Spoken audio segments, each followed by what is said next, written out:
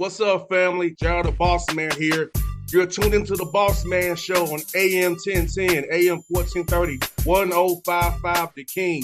Check The King out at 105theking.com and the Bossman Show at bossmanshow.com. Hit me up on Instagram, The Bossman Show, Twitter at Bossman Show, and Facebook, Bossman Show. It's the Bossman on your radio. Listen to the Bossman Show with your host, JR, Saturdays at 9 a.m. right here on AM 1010, The King. What's up, good people?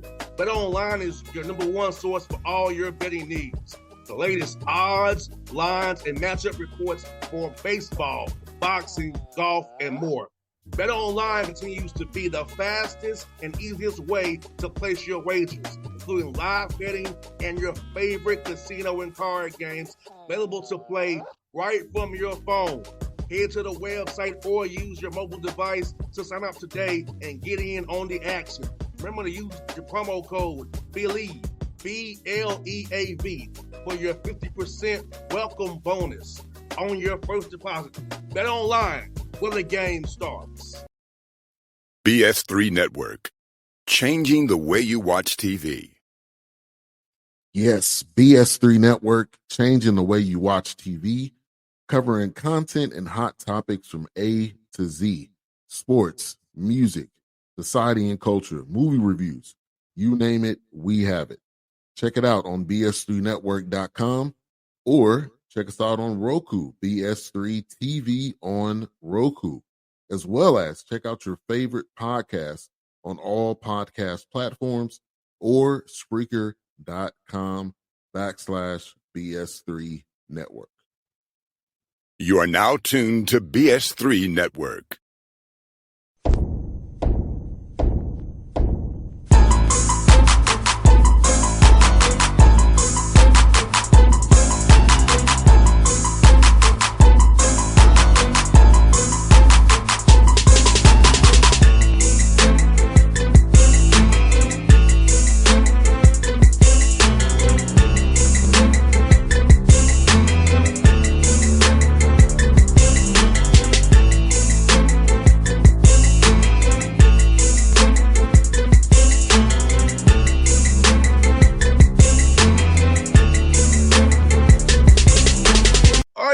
Here we are back at it. Episode 3 of the Grant Leonard Show. Here with us, the coach of the Queens Royals, my man G. Grant Leonard, and his assistant coach today, Charlie Wilson, with me today. How things go over there at Queens today? I see y'all rocking the gear real nice over there. Getting ready for a huge in-state rivalry with Gardner Webb. Excited for it.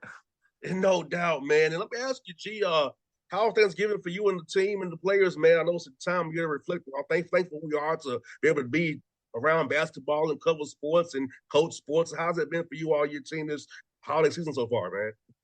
It's been really good overall. You know, with a young group, one senior playing right now and a bunch of injuries, I think our guys are doing exceptionally well, getting better daily and getting better as a group, and had a huge home win versus Fairleigh Dickinson right before Thanksgiving, which made turkey taste all that better, especially beating oldest Queens assistant Jack Castleberry. Yes, indeed. You got one over Jack Mashure, man. And I saw you went to Philadelphia for the Market Street Challenge, played against Fairfield, got a win there. Then played Zach Spiker and those guys against Drexel. So tell me how Philadelphia was and for your team that played that MTE up there, man. You know, it was a great experience for our guys. You know, we landed and we were able to go to see the Liberty Bell. Then we went to the Rocky Steps. And then after both games were over, we took our guys down to Cheesesteak Corner and let them try out different cheesesteaks. And overall, great trip. Drexel, we were up against Drexel at half and just weren't able to finish it off, but was really happy with how our guys have continued to improve through that trip. No doubt, G. And you know, like I said, against first game, Fairfield, that late run you went on in the first half, man, kind of gave you that foundation to kind of withstand their run second half and hold on to that game against Fairfield. And talk about senior guys with the injuries you have right now, the young guys you have, doing that big run and be able to sustain it through second half, not letting them get too close. Hopefully, they push to win that game. Yeah, I thought it was the first time all year that we kind of represented on the offensive glass the way normal Queens basketball does. And, you know, I think we have some guys that are starting to find some confidence in some roles, you know, being new here and figuring out where their niche is and being able to build from there. And but was really happy to see that run, and to them do it on the road, because we played pretty well at home, but on the road, that's the first time, even though it's a neutral site, but where it's not home cooking, where our guys had some confidence.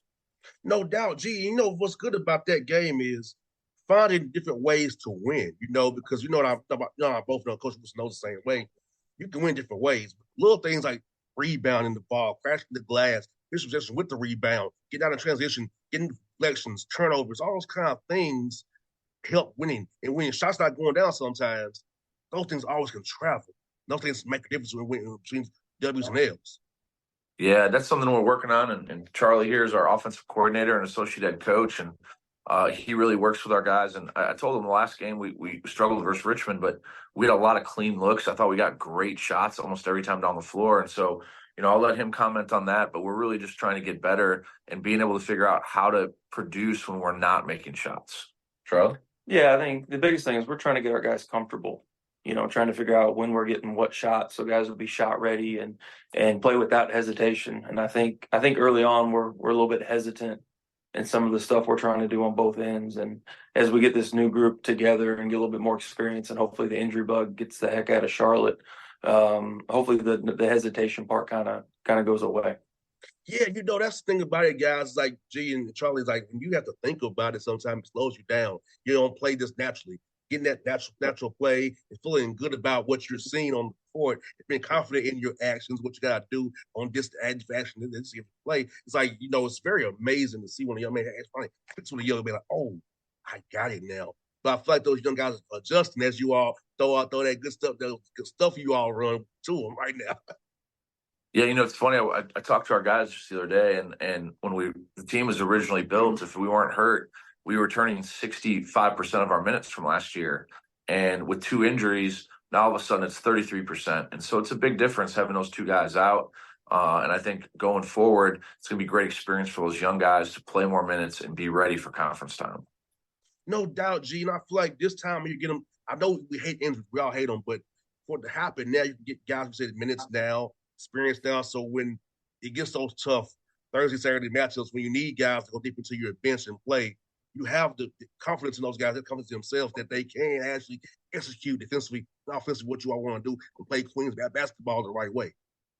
Yeah, you're exactly right. And, Charlie hit the nail on the head with hesitation, and you can see guys as they play more, get more and more comfortable and less hesitant. And we just got to get there as a group. And we are, we show moments and spurts. We just haven't put together a full 40 minutes, but every game and this Wednesday will be another opportunity for us. And G and Charlie, what I like about it is that your guys are really they're playing their butt tails off. Like the guys getting opportunities right now. I think guys up and down the roster contribute up and down the roster. I want to highlight one guy, Malcolm Wilson, against FD having 5 blocks, G. The Georgetown transfer came in and got the job done defensively for you guys, getting them blocks and been a presence in that paint for you all. Yeah, it's the first time in a long time Queens has had a rim protector like that, and it's nice because it kind of cleans up some defensive mistakes at times. And he even did it a little bit versus Richmond, had 1 or 2, and I'm just really excited to see where he goes. He's really getting better and better. It's a 2-year project with him, and I think he's going to come out going forward and be something no one else in our league really has. No doubt. And you know what, G? Like defense still wins games, size still wins games. Length wins games, and having a guy like that who can actually erase mistakes, the guy gets beat, knowing that he has back on the back line there, man. It's good to have that. Like I said, I feel like he's going to get more confident, get better and better and better. But I was happy to see him with those 5 blocks, man. I know that's very important how you guys defend. Yeah, no doubt. It for sure is. And defense actually starts our offense. I'll let Charlie talk about that. But when we get a stop and get the ball out, our offense is electric. So let Charlie talk about a little bit about transition and how Malcolm can protect our rim and start our transition. Yeah, we've actually been really good when we don't have to take the ball out of bounds. We got multiple guys that can push it. Dayton Albury's probably as fast as anybody in the country getting inline to inline. And so when we can get those stops, those long rebounds, whether it's a miss or a block or whatever, our guards really have worked really hard all summer on getting out in space and transition and trying to get early looks, before the other team gets set. And we've been pretty good at it. We just got to continue to try to get more stops and take advantage of those opportunities. And no doubt, defense leading the offense is so important because, transition buckets are very, 9 jump shot falling down. down transition, getting easy layups, secondary breaks, primary breaks, and stuff like that. That's very important. And like you said, Charlie and G, like that defensive end, like if you lock that down, opens up so much for you on the other end of the floor and gets guys involved, get guys throwing the ball, because we all know the ball is energy. In that transition game, getting guys in conflict, trying to match up, cross matches, take advantage of matchups, then there you go. Yeah, I mean that's what makes it the hardest thing is teams are trying to lock down on a couple of our shooters, but when you're running in transition, that's impossible to do that because of the cross matches and guys running the spots. And so we want to try. It's just very similar to the NBA. We want to try and score or run an action very quickly before the defense is set to try and cause a breakdown. And we've been effective at it, but we have to be more locked in defensively to get more frequent at it. No doubt, that's definitely coming, man. Like, and I know it's not the result you wanted, G. But test yourself against a quality that's an opponent. Chris Mooney does a heck of a job at Richmond. And, seeing going up there and experiencing that, it's better to test your guys and know this is what we have to get to throughout the year to get that level right now. Yeah, I mean, their biggest difference between us and them, obviously there's a lot of game experience, but it's the execution level. And I think that's what the experience gives you is you could tell that their guys could execute what they're trying to do every possession. And we still have possessions where we're clunky and not getting quite to it. And that comes with inexperience, whereas they have a lot of experience. But by the end of the year, those gaps will be shortened and our ability to execute as we go forward will continue to get better and better every week for sure. And G, talk about Logan. I saw him pop up against FDU, man. Coming in there doing good things for you guys. What about his move for you guys this year, man? You want to talk about Logan? Yeah, I'll talk about LG. Lowe's been hurt a lot. That injury bug, multiple just little things, nothing serious, has kept him out of a lot of practices. And so he finally got cleared to come back and got a few minutes at FDU and was able to hit some shots. I thought him getting back at a home game with the crowd we had, with him being a local guy, he's always got a bunch of people in the stands. I thought that was really good for him. He's made it through all the practices this week without getting injury bug again. So hopefully he can keep building and getting more time on the practice court, which will lead to more opportunities on game days. No doubt, because I say, and you know what's great about it, like I said, practice makes perfect. I know. And I'll try to tell the young guys too, G and Charlie, that practicing is the thing you need to get better at your game. Some guys, I also want to play the game. No, you need to go put the hard yards in and practice. Enjoy that process of getting better each day in practice. Then you'll be better, a lot better. You can get a pro career too. Because I'm in the NBA. Guys, off days, guys are working out. So what makes you exempt from working out every day? As a college guy, I love when kids, good guys tell me that. G, Charlie, like, what? These guys do it every day. Why can't you? Yeah, and he is actually an everyday guy. And I thought from the end of last season to this beginning of the fall, he might have put in more work than anyone in our program and made huge jumps. And then it was just unfortunate. He had a really bad concussion that held him out quite a bit, and it was at a really bad time. But I think going forward, as he gets more practices under his belt, you're going to see him get more and more consistent and comfortable with his role. And Charlie, let's get man about offensively, man. Where you kind of get your grounding from an offense? I know for me, my father really loved running a lot of cross sets with two bigs. He's an old school guy, but now my dad likes to spread it out a little bit more now when he draws up plays on with me on his pad now. So who kind of inspired you for your offensive philosophy? What kind of sets you love to run? When you're drawing up plays for your guys, man. Yeah, honestly, my 7 years at Indian River, we kind of adapted over the years and tried to figure out what would work with the personnel we could recruit. And it kind of just took off from there. And so, I'm used to playing a lot of small ball, spacing, spread you out type stuff, which is exactly what G wants to do. And so we kind of fit in that respect. And so a lot of tinkering, a lot of drawing stuff up just to see if it works. And we're really just trying to put our guys in space and let them play. Like, it's all about the players. They put them in opportunities to be successful, and they will do really good things. And it makes us look really intelligent when at the end, we're just putting them in a situation and letting them go. And so that's what we try to do. We try to play fast. We want to try to take, the other team out of the ability to see what's coming and adapt. And, if we can play quick and make quick decisions in space, usually leads to good opportunities for our guys. No doubt. And I feel like sometime in the NBA where I met Charlie and G's, like, it just boils down to a middle pick and roll. I like seeing, like you said, playing fast, action in the front end, the back end actions, quick series. I love that kind of basketball. Not so much my dad, but I love it. But I hate to see when this boils down to a middle pick and roll and this run actions off the middle pick and roll. But what you guys do to me, it's more fun and entertaining to watch because I like to spread out and run actions myself and do it that way too. Yeah, we're very fortunate. Obviously, two of our leading scorers are wing players. AJ McKee's our leading scorer, and so we're constantly trying to set some early screens for him and give him an advantage to try and get in the paint. He led the conference in free throw attempts last year, and then our second leading scorer has been our point guard, and he's been dynamic in the middle of the floor with a ball screen. And so we got to have a little balance between the two and try and figure out how to get both of them to their strengths. And I think Charlie does an unbelievable job game planning each game, trying to figure out how they're going to guard us, but then how we're going to exploit their weaknesses.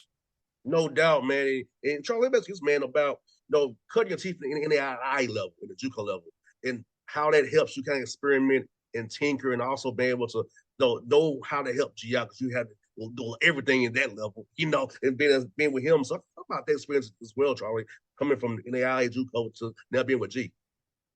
Yeah, I think it's really fortunate. It's a different route than I think a lot of people take. And I don't think I would change it. I've been blessed to work for some guys that have given me a lot of responsibility at a really, really young age, and have allowed me to figure some stuff out and screw up and that kind of stuff. And so I think you get used to trying to do more with maybe less.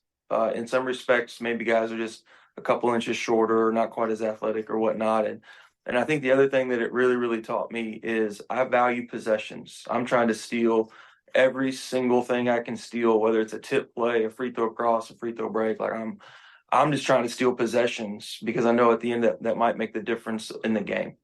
And so I've been really blessed to work for guys that have allowed me to figure some stuff out and grow and screw up and do some of my own ideas. And this level is no different. There's high level coaches at every single level. Just some of them are not on TV and you don't get to know about them.